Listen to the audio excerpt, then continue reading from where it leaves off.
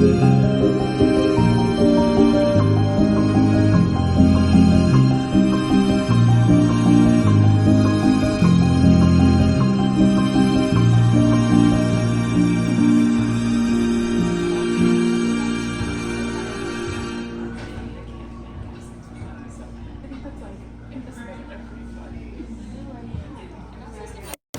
morning. I am feeling very low energy today. I don't think we're gonna do anything special. I think what I need is another coffee shop, journal, read kind of day. The only thing that I actually have to do today is, so I went to the bookstore yesterday. This is my local bookstore. I love them so much. But I had gone to my local bookstore yesterday to buy a couple of friends some books. No reason. You ever have those moments where you're sitting around and you're like, do my friends know how much I love them? So I've got a couple people some books.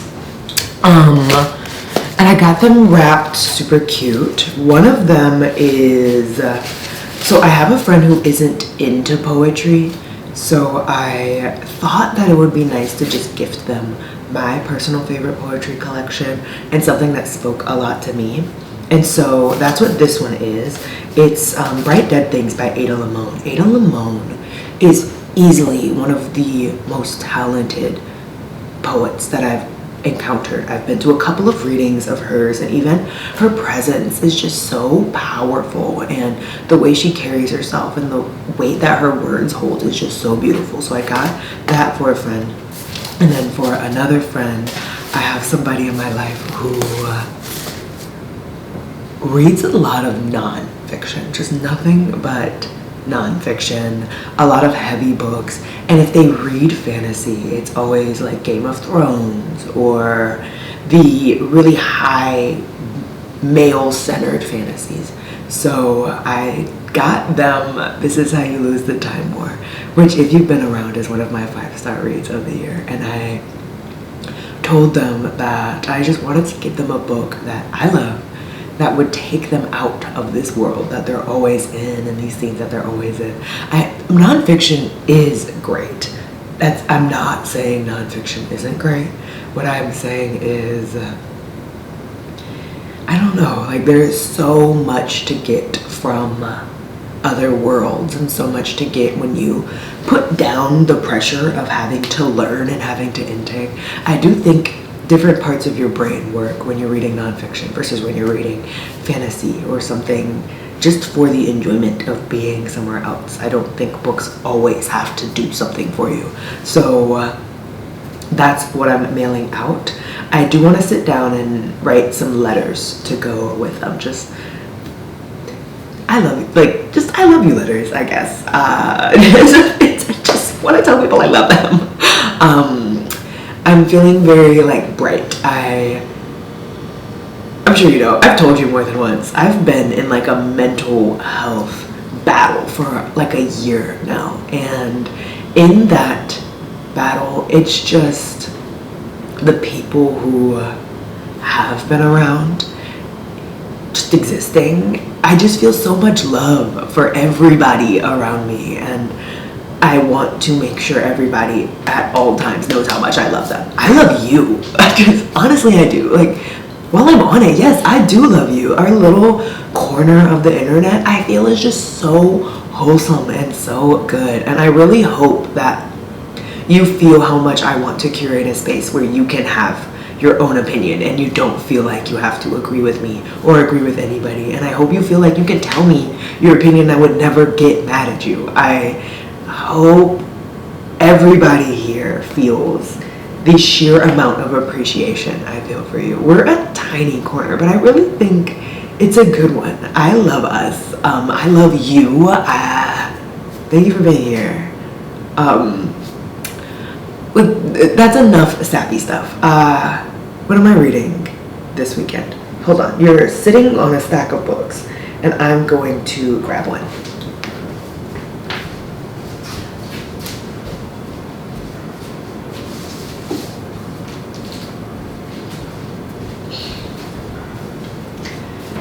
There are 2 books that I think I want to read. I am not feeling thick. I'm not feeling like I want to parse through words or pick out themes. I do want to just have a good time this weekend. So that's what I've grabbed from my fall stack.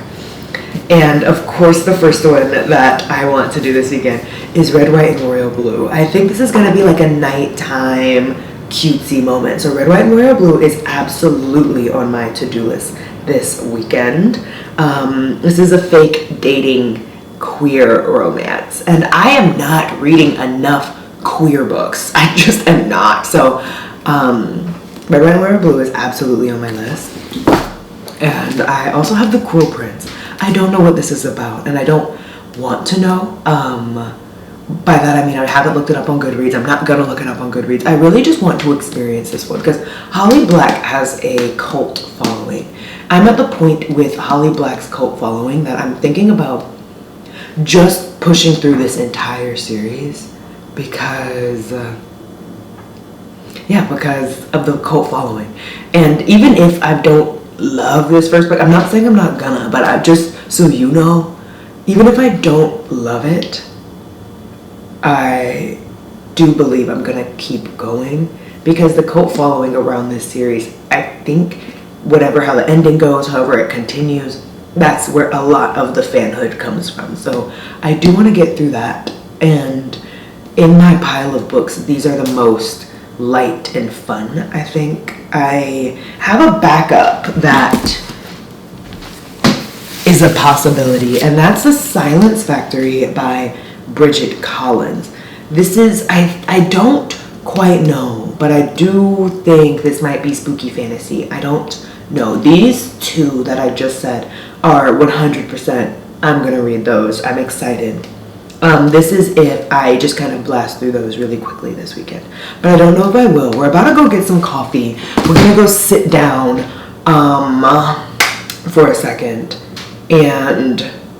But I think I just kind of want to like hang out and watch YouTube and journal when I go get coffee. I don't know if I'm gonna read anything. I'm gonna bring a book, but I don't know if I'm gonna accomplish any reading while we're out. Other than coffee and journaling, I don't think there's much I want to do. I'm feeling low energy. I just am not.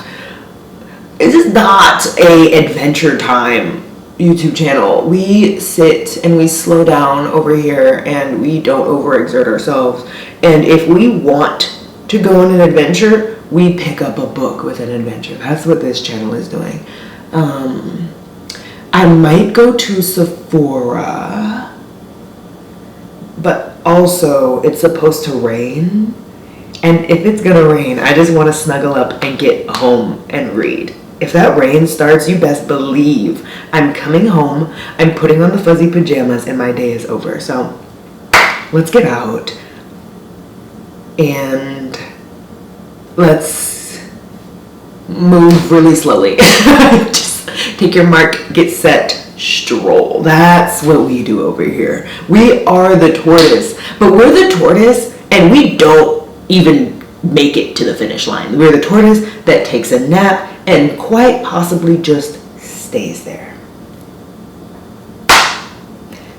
Let's go hang out. Let's go do the things. Did I even introduce myself? Hey, I'm Fats. Welcome to a very low stakes corner of the internet.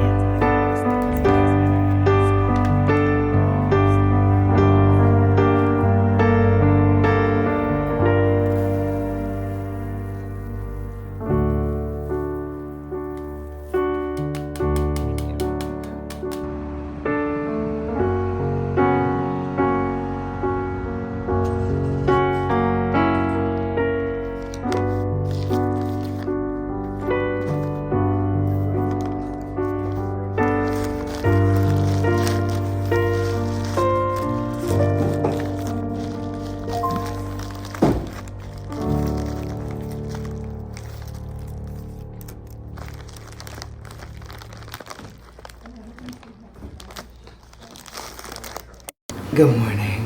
I am excited to be in Cruel Prince right now, and I'm only about 15 pages through, but it's feeling good so far, and I needed that.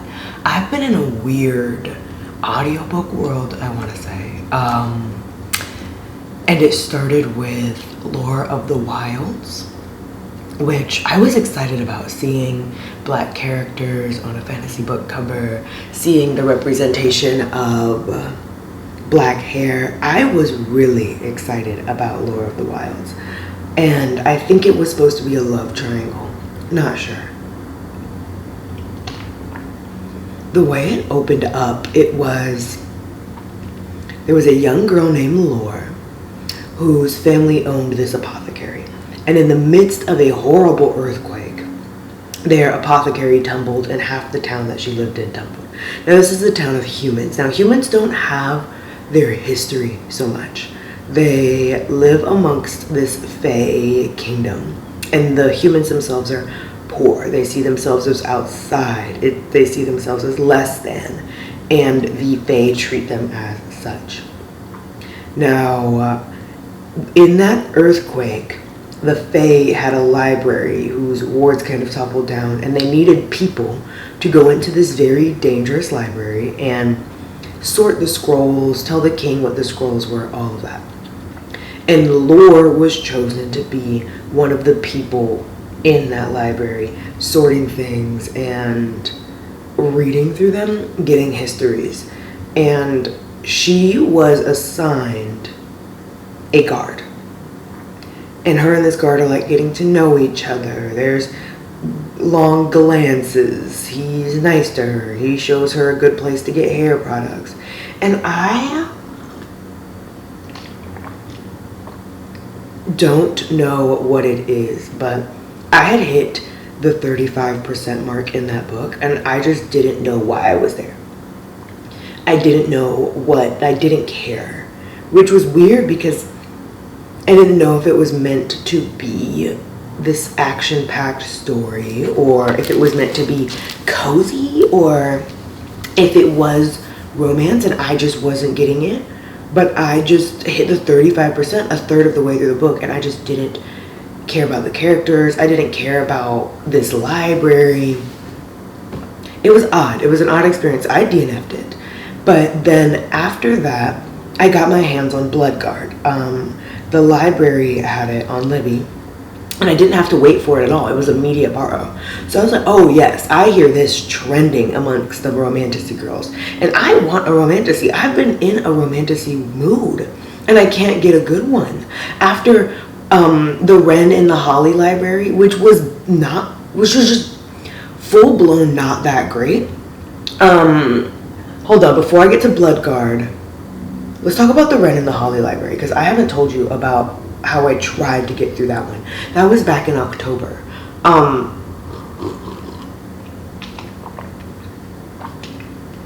So the Wren in the Holly library. You have this girl who is this super amazing thief, and she has this job to get into a library. She gets in, and then there's this big booty man that stops her, beats her up, knocks her out. And he addresses her to say that I am the owner of this house. But then in that, he's all amazed that she was able to make it past the super strong wards. And then he wants to hire her to steal a spear from somebody else in power. Of course, he needs to train her to use a spear. They find out she has magic, so he wants to train her in having magic. And then they kiss. The kissing doesn't happen until halfway through. And the halfway through kissing happened because they were basically drugged. And that's when the first lustiness happened. My biggest issue with Wren in the Holly library as a romantasy is it didn't feel romantic. Those two felt like mentor-mentee found family. And then suddenly they were drugged and kissing. And then later, at the end of the book, this thief's entire personality was, I had to grow up on my own. I've always had to do things by myself. I literally have to do everything on my own, and I'm this strong, independent thief. But in every situation, she needed somebody to rescue her. Not right now. Not right now. Not right now.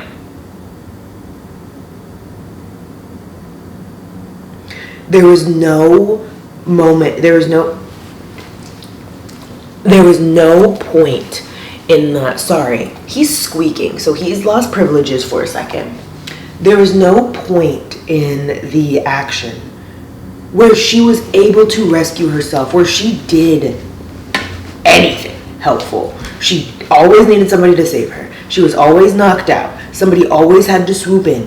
Hey, baby.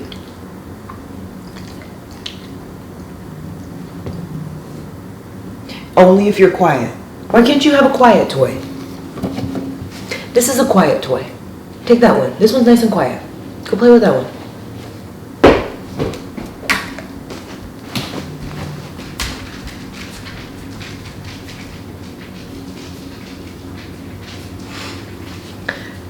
And then at the end of the book, this thief who is magically able to get through wards and can never save herself is apparently this extremely strong and mythical being that everybody thought had disappeared. Like, she's like godlike.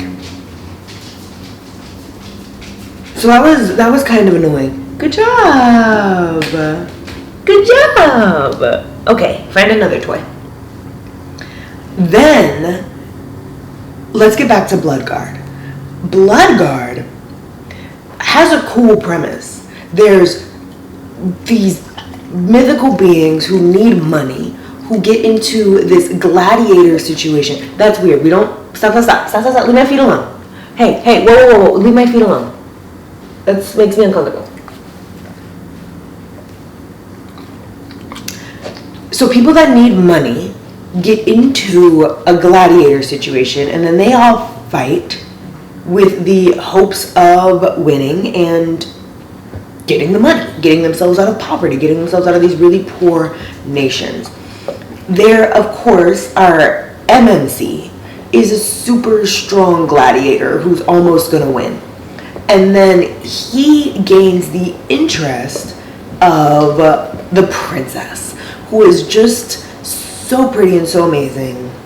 And the opening scene, the princess looks down on gladiator guy lustily, and her fiance is like, you're not gonna look at my woman like that, jumps down off the parapets and attacks gladiator man. Gladiator man cuts that guy's head off.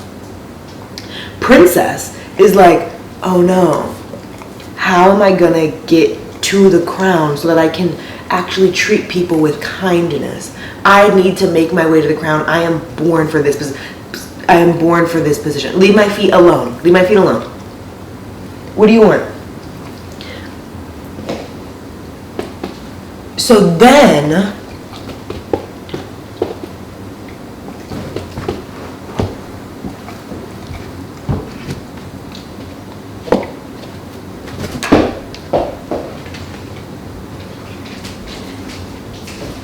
the princess approaches the gladiator, and she's like, hey, I really care about people, and I deserve my crown. It was taken from me, and I can do good. You are gonna marry me. No. That one is way too loud. Not for right now. You can play with your squeaky toy in a second. Please go. Go away. Go away. Go away. Go away. I'll give it to you in a few. Go. Get out of here. Get out of here. Go. Go.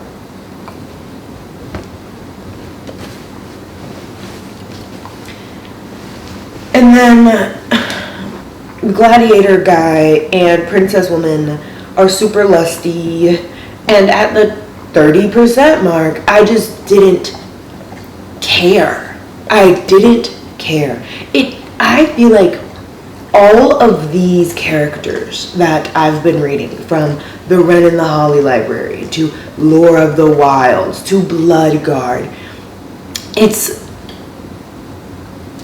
they're written as this broody man, super strong woman, or broody man, independent woman, or magical man.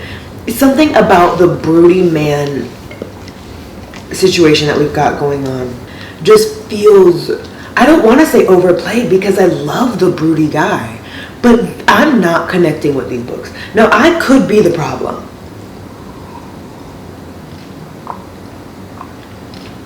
I could very easily not be in a romantasy mood.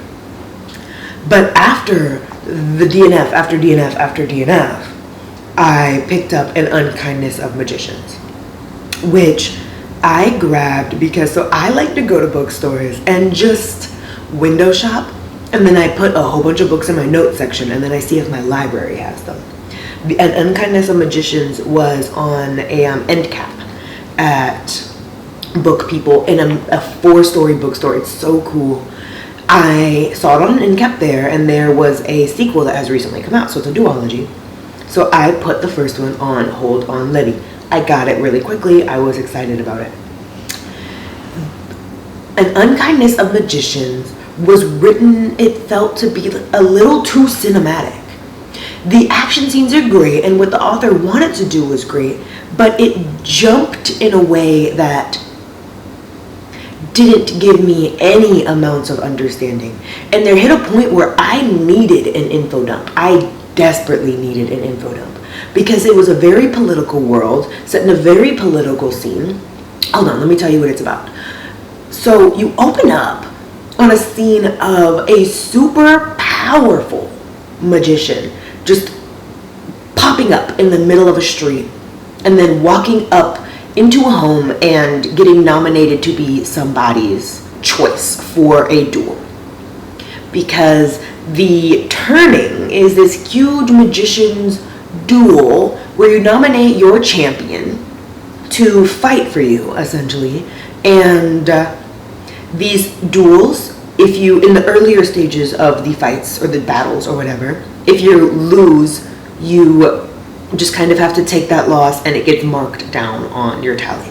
You don't make it to the later end of duels if you have too many losses in the beginning. The later part of the duels end in death. And then the winner of this turning comes into a position of power, a seat of power, becomes a house. That's the part that I just couldn't get. But you know how I told you there was that very, very powerful magician girl who had been popped up and then got nominated as a champion? She's a big deal because magic is fading away. The magicians don't have as much magic. So she is super powerful. It's really odd that she is so powerful. She chooses a random person to battle for. I do think that's random, I'm not sure. But this powerful magician girl has like a secret leader person who is pulling the strings, and powerful magician girl who came out of nowhere wants to overthrow something. But like I said, I don't quite understand the political system. I had made it to, it's a very short book, very short. I had made it to 40% and I still didn't understand the world. I didn't understand the politics. I didn't understand the connections. But it was written with these beautiful action scenes and my brain was creating these beautiful scenes. But there comes a point in the book where I do need some info. I need a foundation. And I was getting frustrated because I really wanted to like this one. Goodness, I really wanted to like this one. I think of all of the books that I've been DNFing. I have just had to check in with myself and said maybe I'm not in an audiobook mood for now, but I've DNF'd all of those. I will go back to An Unkindness of Magicians. It might be one of those where you don't start getting answers until the pieces get put together for you. Like the author did an info dump because it's gonna connect later. I just wasn't in the mood to wait for those connections. I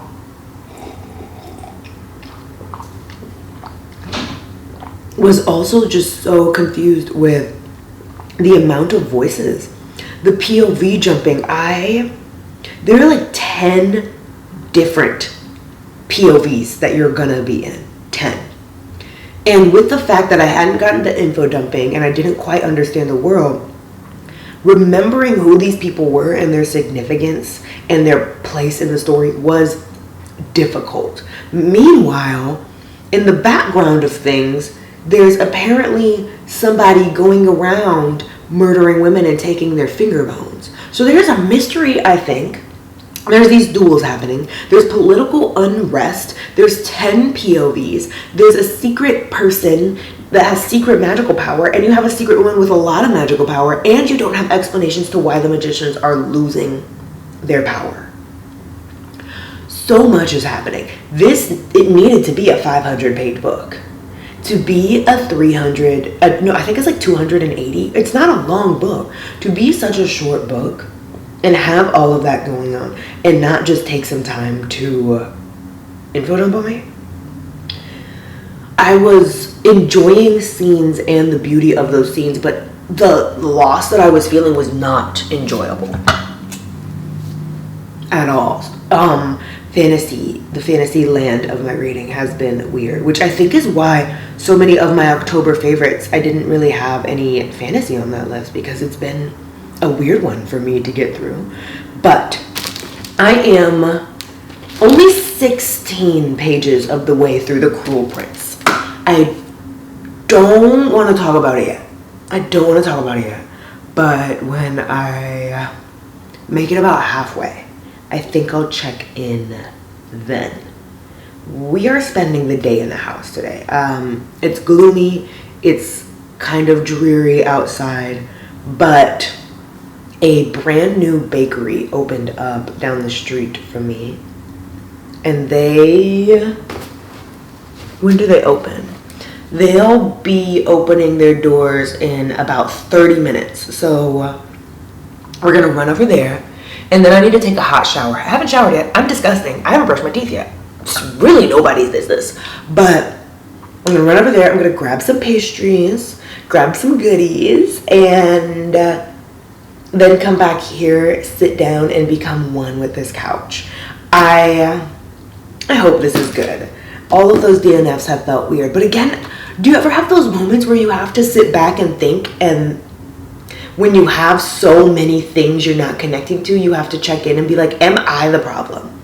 Are these book goods? Because I do think the Wren and the Holly Library and Bloodguard, people are loving those. Lord of the Wilds, I did hear not the best reviews on that one. So I did have a feeling that I was going to possibly not like it. But I thought I was going to end it and not like it. I didn't think I wouldn't even make it halfway before I wasn't enjoying it. This is going good so far. It's a fairy world. And I don't think I've read a fairy book in a minute. And I love the world of the fairies. The like, can't tell a lie, have to tell you little hints.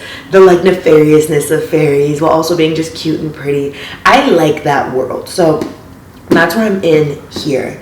The warlock, wizard, vampire. We're taking a break. We're going to be in fairyland right now. I didn't read anything yesterday. I was enjoying the fact that Texas wasn't 95 degrees, and me and him went to the dog park, and I sat on a bench and tried to get through one of my audiobooks and just didn't make it through any of them. So that's kind of how my afternoon went. That's what you didn't see. Today I'm hoping we have some book thoughts. We talk books today. I'm kind of hoping, because yesterday was it was a great day, don't get me wrong. I had some herbs that I needed to stock up on. I was out of catnip. Catnip is good for you, you guys. Put it in your tea. It'll help relax you. It's great for bedtime. But I was out of catnip, skull cap, and hollyhock. I grabbed those. It was a good day. It was a really good day yesterday, but not a good day for reading. I hope today is a good day for reading.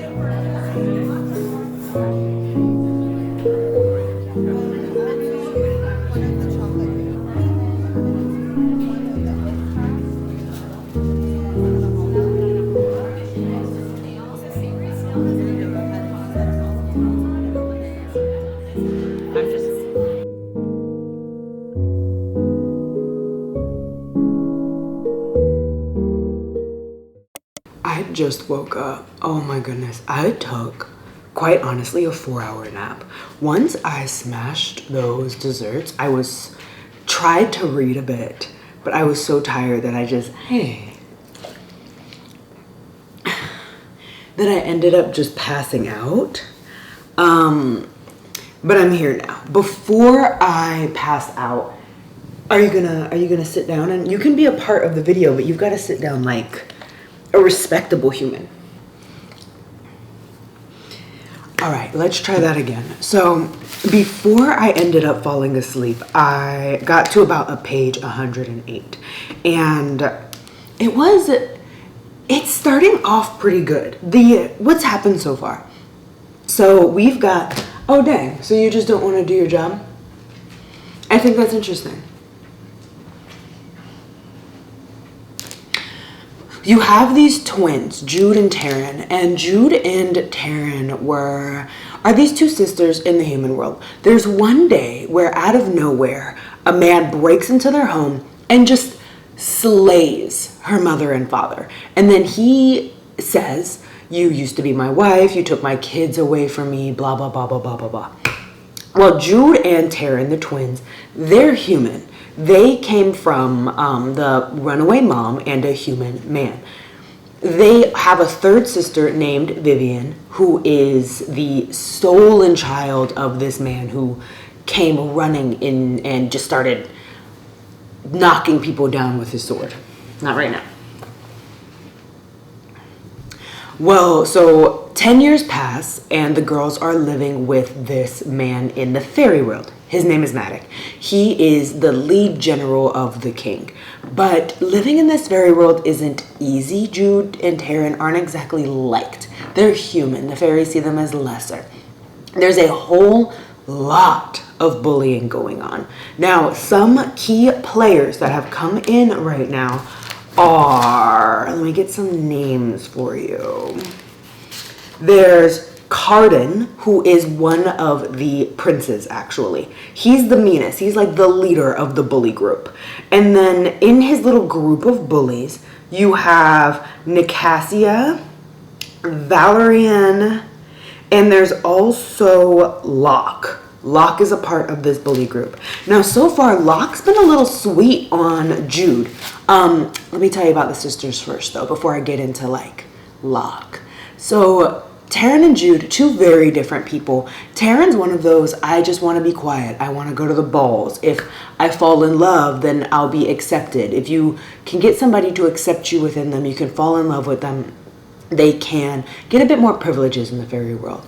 Jude, on the other hand, the way that she wants to be accepted into the fairy world is by becoming a knight. So she's training. She wants to be recognized in that way. She wants people to see her for who she is. So essentially, Taryn doesn't like that Jude fights back in the way that she does, and Jude doesn't quite like that Taryn wants her to kind of silence herself. That all comes back into play with Carden and his little bully posse. Now, at this moment, I just hit a situation where an insane amount of bullying has just happened against Jude. They made her eat some fairy fruit, which had her like stripping her clothes off, dancing around, getting on her hands and knees to kiss people's feet.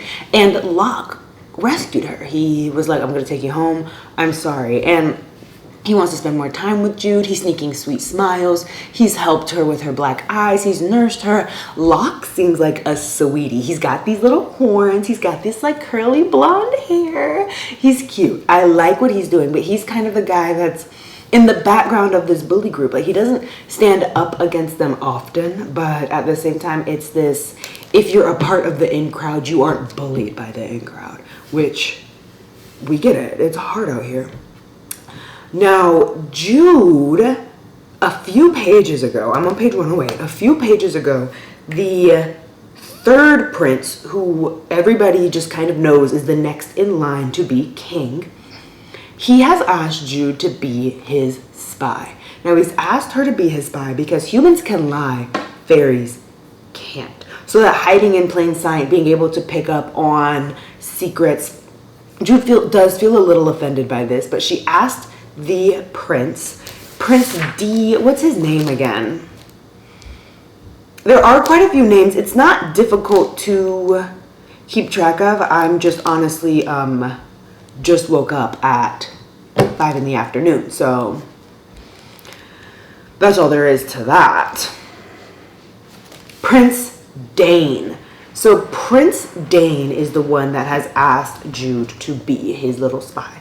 It is a little bit insulting almost, because she wanted to be a knight, this space of honor, but he's like, you're human, you're sneaky, which can't be mad at him for. This little ability to lie thing is pretty cool.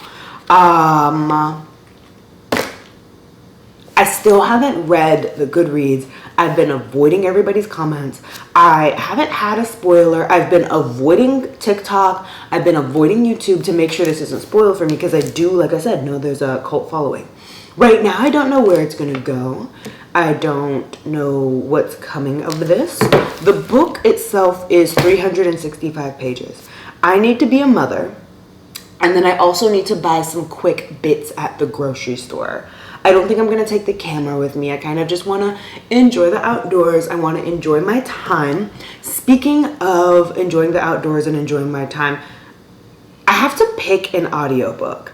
Now, you remember when I said that I've been struggling in my audiobook life recently? I just kind of wild out and put a bunch of audiobooks on my Libby. So these are my current loans. What I have is these. I am pretty excited about this one, The Haunting of Velkwood. It's not too long, and I do hear really amazing things about it. I hear it's written beautifully. I hear it is done really well. I hear it's more than just a simple horror. But at the same time, I do have The Sunbearer Trials, a fantasy that has a trans man positioned up at the front, which I think would be beautiful. That is YA fantasy. God Killer was a book that I had on hold ages ago, and I got it from the library, but I had to return it too quickly to read, so I have that back. This, Someone You Can Build a Nest In, is another queer horror, I believe. I have Leigh Bardugo's The Familiar. The only reason I haven't started it is I need to do a little bit more research and see if it's a part of the world that Leigh Bardugo has written, because I've only read that very first book. I never read the second that came out of it. I have a book that I'm working through for a literary fiction video that I want to get to, so I'm going to save it for that. And then I have a couple of like dark fantasies. When it comes to the due dates, this one is due in 11 days, so I do think that's coming up the soonest. This is coming up pretty soon. I'm kind of feeling one of these dark fantasies, but also The Cruel Prince is giving me those vibes right now. Do I want something different than those? Do I want something along the same lines? Do I get into another horror? I think I'm going to...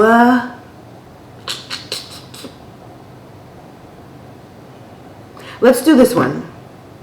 I had to wait about 2 months for it anyway, so I'm kind of excited by that. So I think this is what we're going to take on our little walk with the dog, because he would like to go to the park. It is gloomy. I don't think it's going to rain. I think we're going to get a nice time outside. And then I just have to get staples from the store. And the staples that I need from the store are really just like bananas, oatmeal, the basics. And then I think I'm going to settle in for the night. And I think I'm going to want to stay up. If I lock in and focus, we can finish this. 200 pages isn't a lot. The words are pretty big as well. And I'm interested. I'm liking Jude. I am liking the world. I think the world is what I'm enjoying so much. Like I said, I didn't get fairies for a long time.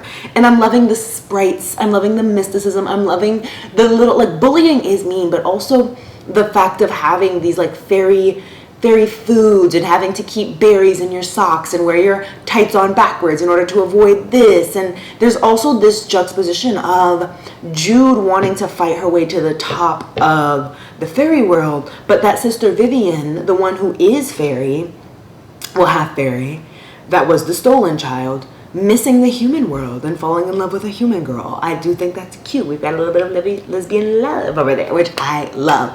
Also, Taryn seems a little shifty to me. Taryn has a little bit of shiftiness. I do think that want to so badly hide in the background and want to just fall in love and be accepted. I do think Taryn and Jude can be at odds, not purposely, because there was a moment a little earlier, another bullying situation. They threw the sisters into the river, and Carden was like, Jude, you can come and kiss my feet and tell me that I'm the best and I'll save you. And then he was like, or Taryn, and he looks to the sister that likes to be a little quiet, and he said, you can come up here, kiss me on my cheeks, and say that Jude is nothing and I'm not gonna stand up for her, and I don't basically he put Taryn against Jude, and Taryn did it. Taryn stepped up and got out of that river because she didn't want to drown. There was a moment where Taryn did feel bad for it. She didn't do it in like a malicious way, but she is afraid. She does want that acceptance. She's not here to fight. Which does put the sisters at odds with one another. I'm liking this. I would like to come back to this tonight, but I do have to be a mom right quick. So I'll check in with you later when I've read a bit more and I have a few more things that I can say about the book. I'm going to leave the camera at home. You're not going to get any aesthetic walking video because I just want to enjoy my walk today and not be focused on getting cute footage. I'll talk to you in a bit.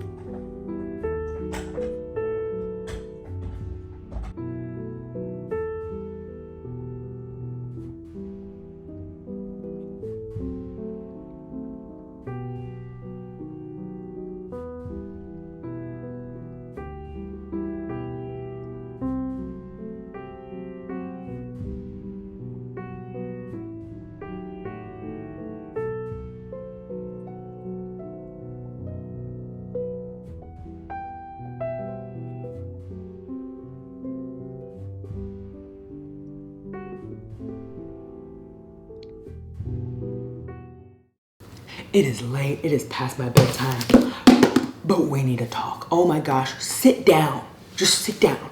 So the last time we talked, right, Jude had become a spy. She was gonna spy for the king. Well, she starts spying, things start happening. First of all, we need to talk about Locke because he has me messed up.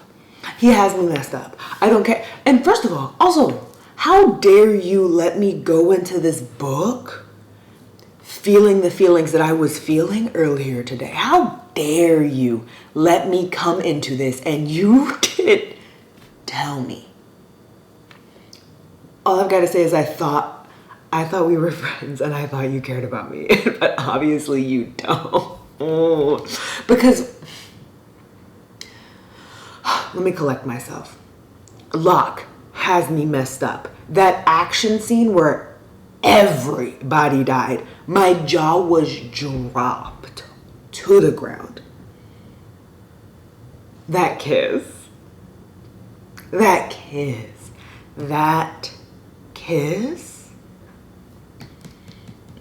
I better be getting a little bit more of that. The betrayal. The not so much a love confession, but the you've been on my mind confession. Followed by the kiss. Back to number 4. The betrayal. The ending.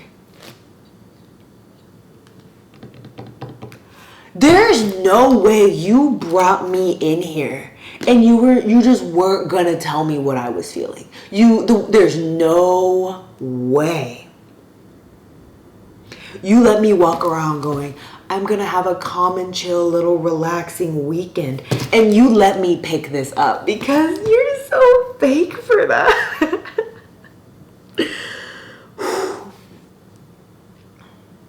I'm feeling so many emotions, but I would like to say, loved the world, loved the magic, loved the little creatures, loved the little mythical elements, loved all of that. Fantastic, 10 out of 10.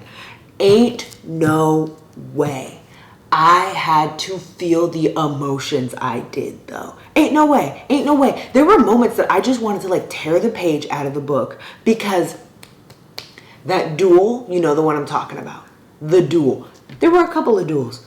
Those duels, I'm shouting, I'm screaming and it's late. I'm screaming and it's late. I need to go to bed. I'm screaming. My neighbors are trying to sleep.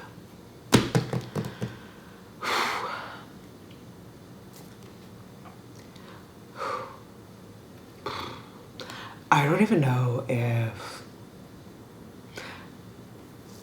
I want to wish you a good night and I want to give you a little kiss on the forehead, but I feel betrayed. I feel hurt. I'll talk to you next time. I'll talk to you next time.